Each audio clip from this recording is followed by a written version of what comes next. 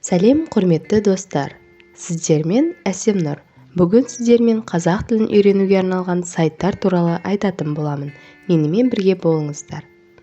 Қазақ тілін үйренетін сайттар. Тіл құрал KZ платформасы. Қазақ тілін өз бетінше онлайн үйренуге мүмкіндік жасайды. Тіл құрал KZ арқылы тілді инновациялық әдістермен оңай әрі тез А1, А2, В1 деңгейлерін меңгеруге мүмкіндік аласыз. Сіз үшін Telegram бот қызметі де іске қосылған. Сөздік қор KZ порталы қазақ тіліндегі сөздердің мағынасын танып білуге мүмкіндік береді. Яғни, үйде отырып-ақ сөздік қорыңызды толықтырудың таптырмас мүмкіндігі. Бала тілі ана тілінде шықсын десеңіз, Бала тілі KZ сайтының қызметін пайдаланыңыз. Сайт арқылы баланың қазақ тіліне деген құрметін, қызығушылығын оятуға, интеллектісін қалыптастыруға мүмкіндік аласыз. Сонымен қатар ата-аналарға, тәрбиешілерге арналған көмекші құралдар да Бала KZ-те топтастырылған.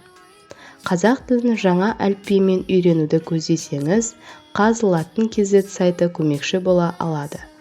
Сайт арқылы түрлі әдістемеліктермен, қажетті ақпараттармен таныса отырып, арнайы платформа арқылы мәтінді кириллицадан латын қарпіне автоматты түрде көшіре аласыз. Қазақ тілін меңгеру барысында терминдерге қатысты сұрақтың туындамауы мүмкін емес. Сондықтан терминдерді біріздендіруге бағытталған Termin.com KZ сайтын қарауды ұсынамын. Сайттан түрлі саладағы терминдер бекітілген баламасымен танысып, тіпті Termin.com алаң платформасына тіркеліп, терминолог, тілші ғалымдарға тікелей сауалыңызды жолдай аласыз. Сонымен қатар терминдер туралы өз пікіріңізді білдіруге де болады. Менімен бірге болыңыздар. Каналыма тіркеліп, лайк басып, комментарий қалдырыңыздар.